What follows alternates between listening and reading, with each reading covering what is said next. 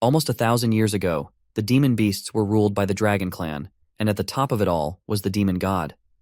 This demon had an overwhelming ambition and wreaked havoc across the world. He led an army of magical beasts, tearing through the human world with no mercy, his greed knowing no bounds.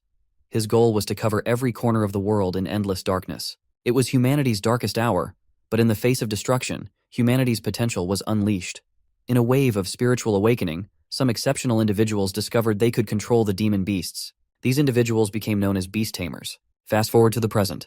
Qingfeng City's northern residential area is being invaded by demon beasts, and chaos is taking over. Our protagonist, Xiaoxing Yu, is right in the middle of it all and is horrified by what he's witnessing. A slaughtered demon beast falls right in front of him, its blood splattering all over the place, leaving him completely petrified. Luckily, he's saved by a beast tamer, a beautiful woman named Su Ruyan, the headmaster of Azure Dragon Academy. With a big smile on her face, she hands him her business card and assures him that Azure Dragon Academy will take care of everything, including compensation for his destroyed house. With that, Su Ruyan flies off with her other teammates. It's the first time Xiao has seen Beast Tamer in person, and already, he's wishing he could become one too. But the biggest thing holding him back is that he can't even afford a beast. Without a beast, he can't take the National Beast Tamer exam, and if he can't become a Beast Tamer, he can't protect anyone. But it looks like his life is about to take a turn. He stumbles upon a stray husky, or rather, the husky conveniently finds him to push the plot forward. Xiaoxing Yu remembers reading about this kind of monster in a textbook. It's a dog-like creature called the Galehound. Its bloodline is weak and doesn't require much spiritual power, so maybe he can take care of it after all. Now that he has a beast, he can finally become a beast tamer.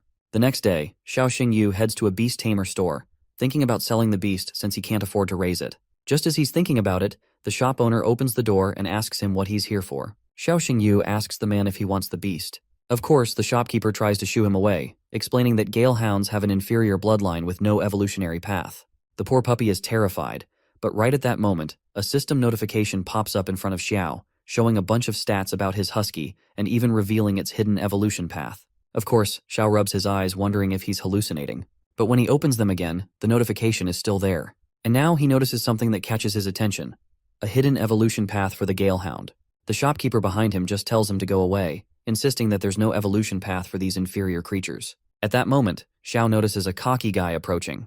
This guy is your typical spoiled rich kid who enjoys poking fun at someone like Xiao. He's Sujie, a third year from Class 1, and he also attends the same school as Xiao. On top of that, he's the son of Qingfeng City's wealthiest man. He spots the beast in our boy's hands and smirks with this shady grin, but before he can say anything, Xiao quickly twirls around and starts walking off in order to avoid this bastard.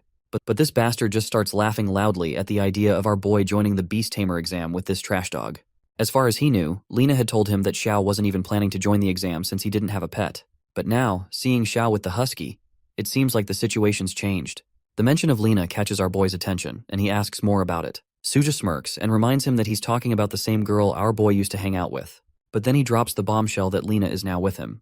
Right at that moment, that gold digger shows up, grabs Sujie's hand, and asks him where he went off to. Suji casually explains that he was just exchanging greetings with her old boyfriend. The girl quickly clarifies that Xiao isn't her friend anymore, since they haven't been in touch for a while. In her mind, she wonders why she should care if that loser sees her with a rich guy. After all, here he is, carrying a pathetic dog in his hands, while she's got Sujie, the son of Qingfeng City's wealthiest man. Xiaoxing Yu gets annoyed at the shift in Lena's attitude and reminds her of the times he helped her. He tells her that it's actually him who's going to dump her, so she can enjoy being with whoever she wants. Man, look at this husky. This animal seems to be laughing at our boy, as if it's mocking the idiot who's getting rejected by his ex-girlfriend. Anyway, Xiao mocks that bastard and begins walking away, triggering Suja's cocky attitude even more. As our boy walks, he feels tired of how these guys think the Galehound is worthless. They have no idea what they're underestimating. 3 days pass, and it's time for the Beast Tamer National Exam at Zilin Square. All the students who are about to participate are gathered, and among them is Xiaoxing Yu. As he walks through the square, feeling confident, he notices people gossiping behind his back. They're wondering why he's even attempting the Beast Tamer National Exam when he doesn't even have a beast. On top of that, he's broke and can't even afford to raise a beast, so they're all convinced he's just wasting his time. Xiaoxing Yu finally stands in front of the globe that will determine his fate, ready to prove to everyone that he's not the loser they think he is. He greets the teacher sitting on the other side of the table, and the man, hidden under his hat, casually asks if he's Xiaoxing Yu. The teacher is Chen Qinian, the admissions officer from Azure Dragon Academy in Qingfeng District. Xiao quickly confirms his identity and states that he's here to take the exam. Chen reflects on how Xiao is the only student from Qingfeng District applying to this academy. Right at that moment, That bastard from before appears on the scene. There's a big, sinister grin plastered across his face. He mocks Xiao for even attempting the exam. He is so sure of himself that he promises that if our boy somehow passes, he'll drop to his knees and call him father. But Xiao doesn't back down. With full confidence, he tells the guy to go ahead and make the promise, and further advises him to be ready to call him daddy soon enough. Turning to the teacher, he says he's ready and asks if they can start the test. Before they begin, the teacher reminds him that if he fails this exam, he'll never be able to apply to another Beast Tamer Academy. Everyone in the background laughs, thinking Xiao doesn't stand a chance. The passing score for the spirit exam is 800, something they're sure Xiao could never reach. But Xiao stands firm, confident in his abilities, and accepts the terms. The teacher tells him to place his hand on the crystal. Xiao does so, and the result comes in, and sadly enough, he only got 316 points. Instantly, everyone bursts into laughter. Even the teacher, who had high hopes for Xiao, looks disappointed. But just as the laughter rings out, something incredible happens. The crystal starts reacting, and the score begins to rise, and it only goes higher and higher. It crosses the 800 mark and eventually stops at 1028. Everyone is left with their jaws hanging on the floor, and it's the worst nightmare for that rich bastard who had promised to call our boy father. You see, spirit power determines with how many beasts a beast tamer can make contract with. For every 100 points, a beast tamer can handle one beast. With a score of 1028, it means Xiao Xingyu has the potential to become a 10-star beastmaster. Even the teacher can hardly believe it. There's a 10-star beastmaster standing right in front of him. In the past few decades in the Dragon Kingdom, there have only been a few 10-star beastmasters, and now, it looks like the Dragon Kingdom has found its next genius. The teacher reveals that Xiao Xingyu's spirit power is 1028, and remembers that the genius girl, Yanning Shuang, who took the exam last year, had a score of 1030. This means Xiao is only 2 points behind that prodigy. That gold digger from before starts losing her mind at the sight of this. She's sure that even if he passes this test, he'll never be able to pass the next one, which is the Beast Bloodline Quality Test. But before they can proceed to the next test, the teacher gets a notification from his assistant that there's been a slight error with the spirit power meter. It turns out Xiao Xingyu's actual score is 1032, which is 2 points higher than Yanning Shuang's 1030. The teacher decides to keep the malfunction quiet and not let it go public. With that, he announces that the second test is the Beast Bloodline Quality Test, and tells Xiao to summon his beast. Xiao confidently calls out to his friend, Black Fang. Everyone is on edge, waiting to see what kind of beast Xiao has, but they're quickly disappointed when they see it's just a Galehound. This is known as one of the lowest grade beasts in terms of bloodline quality. Even the teacher, who had been hopeful, face palms at the sight of this weak and unimpressive beast. Spirit power aside, the bloodline quality of a beast is a crucial factor in a beast tamer's future development, and it's clear that Xiao's beast has a poor bloodline quality. But before the teacher can make any judgment, the Galehound begins to react. It starts to transform into a massive beast, one that no longer resembles a Galehound at all. Turns out, it's the evolved version of the Galehound. The whole crowd goes wild, completely losing their minds. No one can believe what they're seeing. The fact that Galehounds does not have any evolution path makes this even more jaw-dropping. At that moment, the teacher checks the stats of the beast, and a system notification pops up. The teacher learns that this monster is actually in its second stage of evolution, with totally different stats, abilities, and attributes. A smirk spreads across the teacher's face. It's clear now that the student in front of him is not weak at all. With a warm smile, the teacher reveals to Xiao that he's passed the exam and is welcome to join Azure Dragon Academy. The gold digger and her spoiled boyfriend decide to leave quietly before they get humiliated. But Xiao isn't letting this bastard off that easily. He quickly reminds Suja to keep his promise and tells him to call him daddy. Of course, Suja isn't going to say anything that might hurt his ego, but he's quickly humbled when Xiao orders his beast to take care of this bastard. In an instant, the monster places its massive claw right over Suja to pin him down. The poor guy grits his teeth as he reluctantly calls Xiao his father. But to rub some salt on this bastard's bruised ego, my guy tells him that he doesn't need a son like him, so he should just get lost. Seeing Suja humiliated, the gold digger girl immediately switches her tone, claiming she's developed feelings for our boy, and she is sure that they could have a future together. She tries to soften the blow, but Xiao flatly turns her down. He tells her that he's already stopped chasing holes, and this time, he's aiming to achieve his goal. The lady collapses to the ground after getting shredded and apologizes for everything she's done, admitting that she was wrong. But in the end, her pleas fell deaf ears. On the way, Xiao is excited to share the good news about getting into Azure Dragon Academy. He quickly calls his sister, but his pleasant smile fades when he hears a screeching scream followed by the phone cutting off. In the outskirts of Qingfeng City, at the farmer's market, a monster is ravaging the place. At that moment, we see a woman, who might be Xiao's sister, holding a child close to her chest, trying to protect the terrified girl. But just as she's holding the child, a giant monster looms over them. Xiao arrives at the scene and quickly begins scanning the chaos to find his sister, and that's when he spots the giant scorpion. In the desperate moment, a system notification pops up right in front of him, showing a bunch of skills he can use. Without hesitation, Xiao presses yes. But as much as he wants to use them, nothing happens. The scorpion, on the other hand, is about to strike his sister with its deadly stinger. Xiao quickly recalls how the beast tamer lady from Qinglong Academy had chanted some kind of spell, so he decides to give it a try himself. As soon as he chants, his white furry friend turns black, and under Xiao's command, the beast gathers up immense firepower in its mouth and obliterates the overgrown scorpion with a single breath. Just like that, the monster is down for the count. But then Xiao notices that his sister was much closer to the scorpion. Panicking, he rushes toward her, and the two siblings share a glance of relief as they see that they are both safe. With a smile, Xiao happily announces that he got into Azure Dragon Academy and is officially a Beastmaster now. His little furry friend turns back into his former form and jumps at Xiao excitedly. Then my guy turns to his sister and proudly introduces himself as Beast Tamer. And this little guy is his beast, the Hellstorm Wolf, Blackfang. The onlookers, who had been watching the chaos unfold, are left jaw-dropped, stunned by the sight of the monster that was ravaging the city being dealt with so quickly. Xiao feels an overwhelming sense of joy seeing everyone happy because of him. The doting mother, who had been frantically searching for her little girl, thanks him profusely and asks if he's a Beastmaster.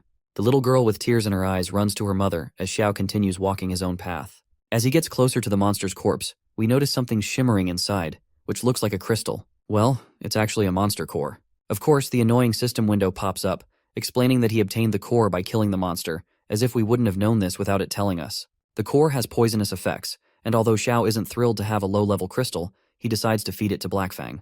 Even the smallest gain could help his little companion evolve. He then publicly announces to everyone that the monster has been dead and defeated, and the crowd gathers around him, all grateful and cheering for his victory. But of course, the art style is so cringeworthy that everyone looks like they're straight out of a hentai.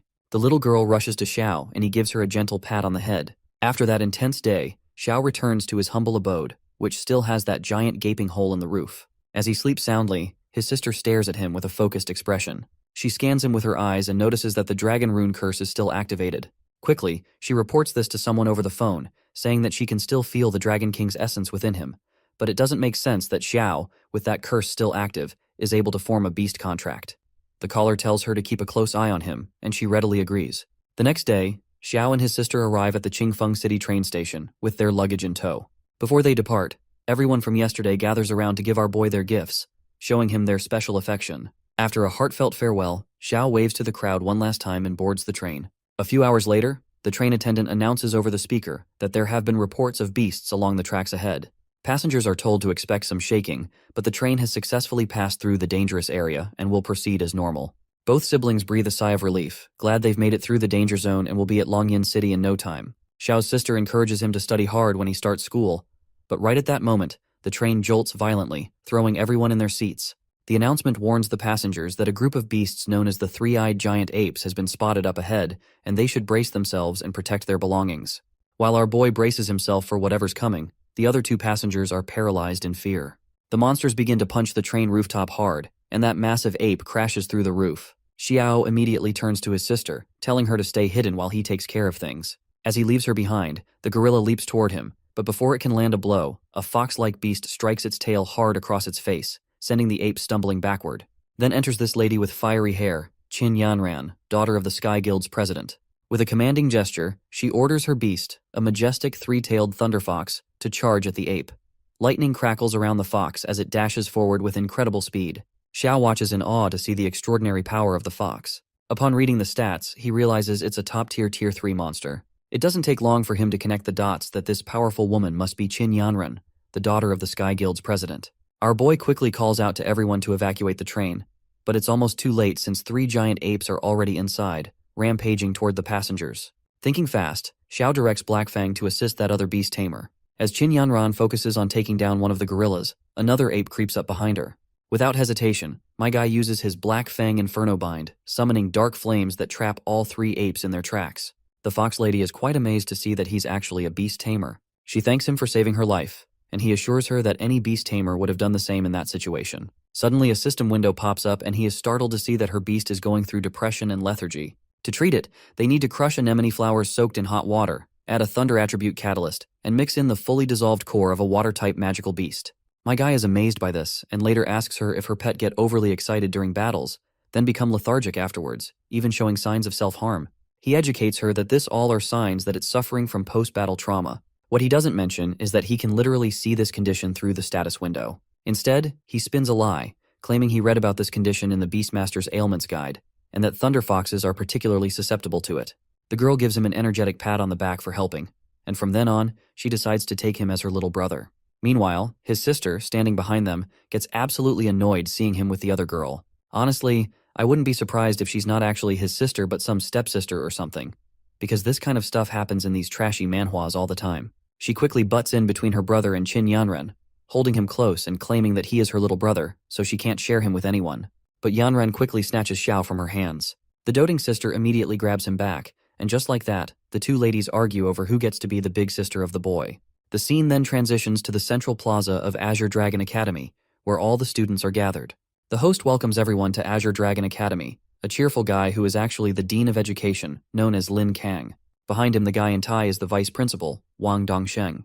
In the middle of the student assembly is the boy, glad to have finally made it there. A familiar lion's roar suddenly reverberates throughout the assembly, signaling the arrival of the academy's top prodigy, riding on the back of her lion. She promptly lowers her altitude and hops off the beast's back. This lady is actually the director of the school, and the dean asks her if she can speak a few words to the students. The boy is left with his jaw dropped at the sight. As far as he remembers, she is the same woman who fought the Shadow Demon Dragon before.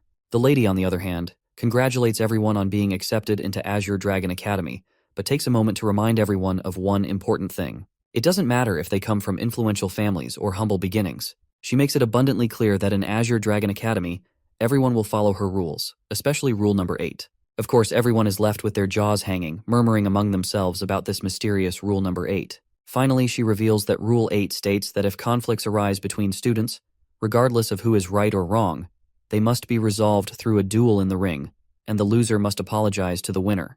This leaves the boy sweating a little. Rule 8 might seem strict, but it means that influential families can't bully others or abuse their power, giving even ordinary students a chance to seek justice through their fists. Don't you think this rule is kind of stupid? I mean, this rule is supposed to eliminate anyone picking up on the weak, but instead, it is giving more chances for the filthy rich to humiliate the poor even more. Like, if I'm stronger, I will intentionally pick on the weak to have a duel with them. 2 hours later, an arrogant student loses his temper upon seeing the boy. He is literally jealous that someone has a spiritual power score rivaling that of senior Yaning Shuang. The teacher gets annoyed by the loudmouth and tells him to sit down. Eventually, the goon takes his seat and promises to follow our boy from now on. It seems he wasn't jealous after all. He's just inspired by Xiao. The teacher then writes something in Chinese on the board and introduces himself as the homeroom teacher, Chen Qinian. He's excited to teach the students to the best of his abilities. He tells everyone to open the Beast Companion Guide to the first chapter, where they'll start the theory of beast companions. The strength of a beast companion, he explains, is mainly determined by 2 factors. The first is the companion's evolutionary stage. The currently known evolutionary stages, from lowest to highest, include initial form, mature form, complete form, transcendent form, and finally, Beast King form. The second factor, Teacher Chen explains, is the beast's bloodline quality. Documented bloodlines are ranked from poor to high quality, and higher quality bloodlines naturally exert a suppressive effect on lower ones. Additionally, the attributes of beast companions can create an attribute suppression effect. For example, the common 5-element attribute system contains metal, wood, water, fire, and earth, follows a cycle of mutual suppression. In this cycle, wood suppresses earth, earth suppresses water, water suppresses fire, fire suppresses metal, and metal suppresses wood. Beyond these 5 basic attributes, Teacher Chen adds, there are other variants, like sand and lightning, though he won't list all of them one by one. As the class continues, our boy is seen catching some Z's, but he is quickly jolted awake when Teacher Chen hits him with the chalk he's holding. Annoyed by his sleeping, Teacher Chen asks him what the weakness of the sky demon lizard is. If he can't answer, he better pick up his bag and get out of the class. Teacher Chen repeats the question, demanding to know the weakness of the sky demon lizard, and warns him that if he can't answer, he shouldn't bother coming back tomorrow. But the boy quickly answers that the weakness of the lizard is the venom sac under its abdomen. Teacher Chen follows up with another question, asking where ice condors usually live. The boy answers this question too, leaving everyone completely boggled by his knowledge. The teacher decides to test our boy even more, and asks him what he should do if he encounters a sky-rending tiger in the wild. In response, my guy said he would bite down on his ID card and find a shady spot to lie down. Everyone is left jaw-dropped once again, and Teacher Chen is especially boggled. When he asks for further clarification, our guy reveals that the sky-rending tiger is a Beast King class mutated beast, and only a level 6 or higher Beastmaster could stand a chance against it. For beginner Beastmasters, encountering a sky-rending tiger in the wild would mean certain death. So he'd put his ID in his mouth to make it easier for his family to identify his body, and finding a shady spot would slow the body's decay. The teacher completely flips out upon hearing this ridiculous yet oddly low IQ explanation. He's not boggled because the info is stupid, but because what Xiao said is actually true. So, he ends up giving our boy full marks. He then asks how he even knows these things, since they're not in the current syllabus. Our guy just flashes all the source material he's read in advance. Everyone in the class is left utterly bewildered, wondering how they're going to keep up with a prodigy like this guy in the future. The teacher tells everyone to continue with self-study and then invites Xiao to come with him. Once they're outside, Xiao doesn't waste any time apologizing for falling asleep in class again. Teacher Chen, however, isn't here to talk about that. Instead, he's amazed that Xiao has somehow mastered the entire semester's theory content in less than half a class. Xiao, of course, credits all his success to the teacher, but Teacher Chen brushes off the flattery, telling him to cut it out. Since he's already finished the theory section, it's time for him to dive into more advanced material. The teacher seems both a bit annoyed and oddly satisfied to see this happening so quickly. To be fair, it's only been one day since Xiao joined this academy, so it's pretty funny that they're talking as if he's been there for months already. Either way, Teacher Chen hands our boy a library pass for the Azure Dragon Academy. Our guy is amazed when he sees the library pass because it allows him to freely come and go in the Azure Dragon library and borrow books for free. He thanks Teacher Chen and decides to heads off to the library since there's nothing else for him to learn right now. The next scene shifts to the Azure Dragon Academy library. We see our boy sitting alone in a quiet corner, buried deep in books. That's when a cocky bastard with his entourage barges in. This guy is Wang Yan, the son of the vice principal Wang Dongsheng. Wang Yan arrogantly orders everyone to clear out, and all the NPCs with their weird legs start scrambling to leave. There are also a few ladies in the library, and this cocky thug tells them to stay behind and accompany him while he studies. The girls look absolutely terrified in his presence, but that's when our guy shuts his book and tosses it over Wang Yan's head with such force that it leaves the guy's face twisting in anger. He looks around and sees our guy striding forward casually. Like any true Sigma, he stands right in front of the cocky bastard and calls him out for shamelessly harassing the girls. One of the girls warns him to back off, telling him that this guy is the son of Vice Principal Wang Dongsheng, so they can't afford to mess with him. But this is the least of our guy's concerns, though now he understands why this punk was so full of himself. The bastard, feeling overly confident, starts flashing a thumbs down and warns him not to meddle if he knows what's good for him. But our guy shuts him down with a single ball-busting kick. The bastard drops down in pain, completely withering from the blow. Even after this humiliating takedown, he still has the audacity to act cocky, vowing to teach our guy a lesson and prove who really calls the shots at Qinglong Academy. But it looks like the tables are about to turn, because just then, the Academy's Big Cheese herself arrives on the scene. She doesn't look too thrilled to hear that Qinglong Academy is supposedly under his control. The guy knows he's in deep trouble now.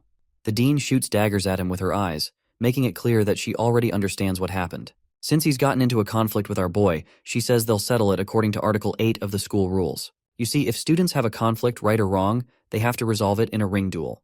The loser is required to apologize to the winner.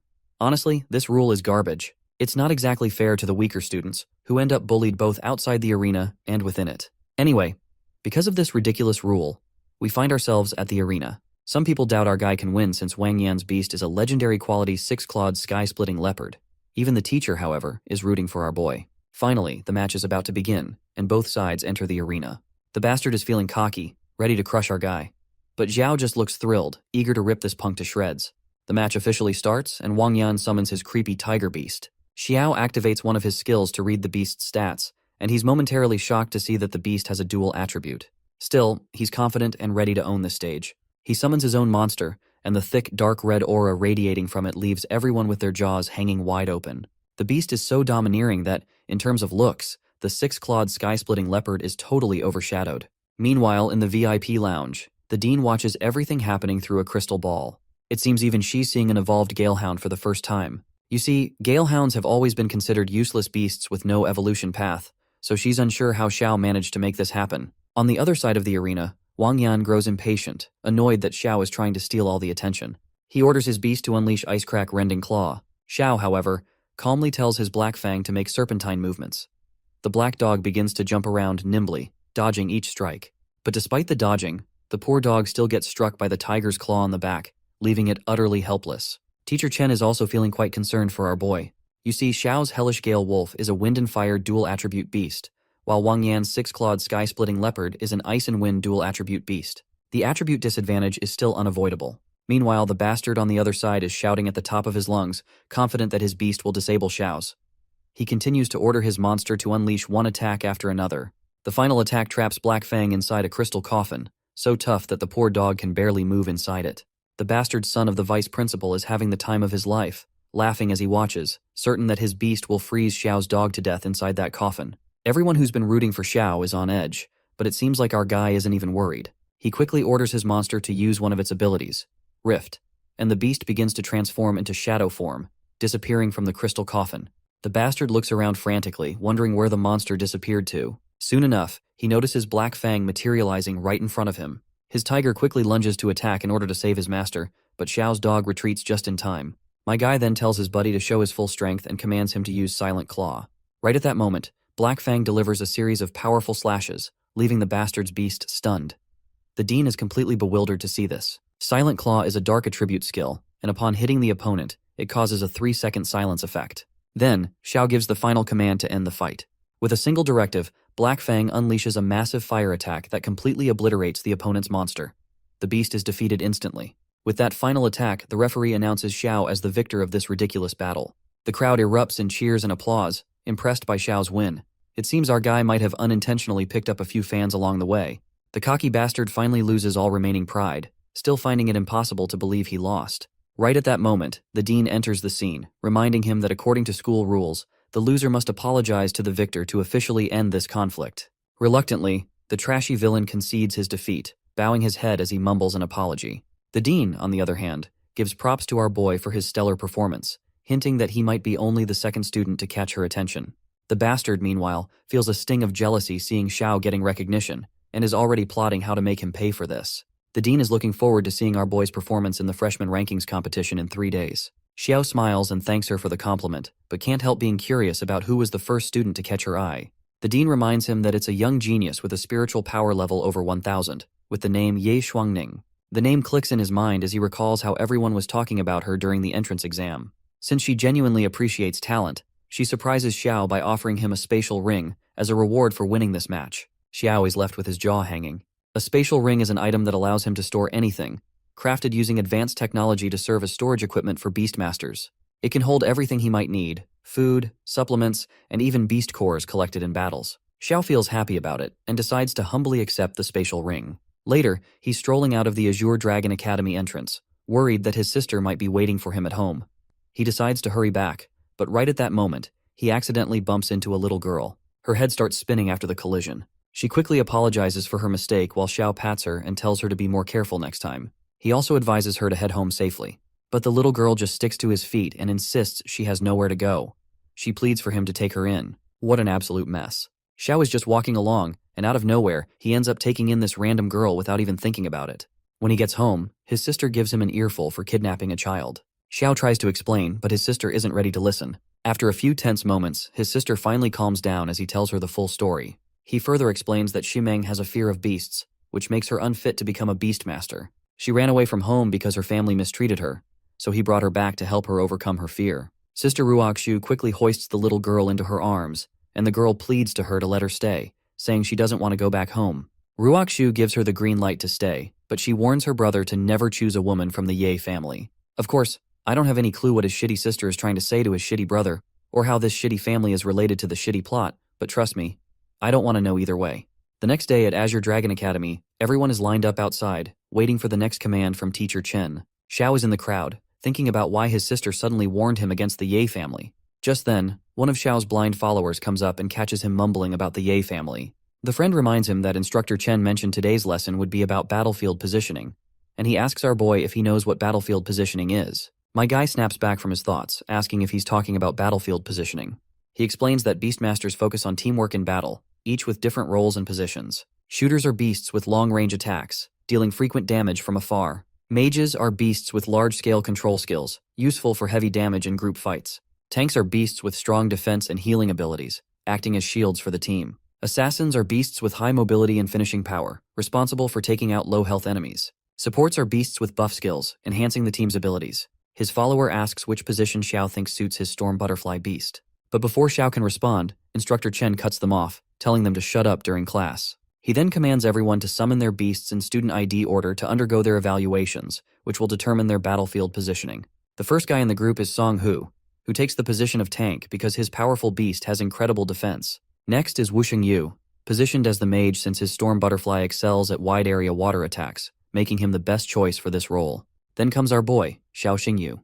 My guy steps forward confidently, and the teacher explains that the first test is about attack power. The teacher asks if he's ready, to which my guy flashes a smile and tells him to just start. He summons his Black Fang monster and commands it to use the Hell Howl skill. The beast unleashes an immense firepower blast that strikes over the pole, landing a critical hit that triples the damage. He scores an astounding 6,371 points.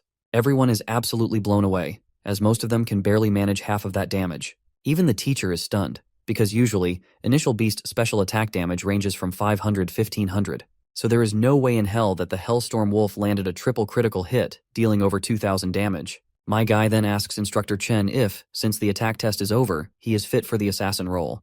But the teacher tells him that he can't possibly give any ruling yet, so he tells him to keep going with the tests. The second test is the range test, and my guy nails this one as well. Then, there's the defense test. My guy nails that one too. Next is the control test, and once again my guy nails it. Lastly, there's the buff test. Based on Teacher Chen's data, any beast within 10 meters of Hellstorm Wolf gains a 30% combat boost, along with a 10% increase in attack and movement speed. By now, everyone is curious to know which role Xiao could fit, since he excels in literally everything. The teacher then gets quite dramatic before revealing that there is actually a special position that suits Xiao. However, he doesn't tell anyone what that position is, leaving us in suspense.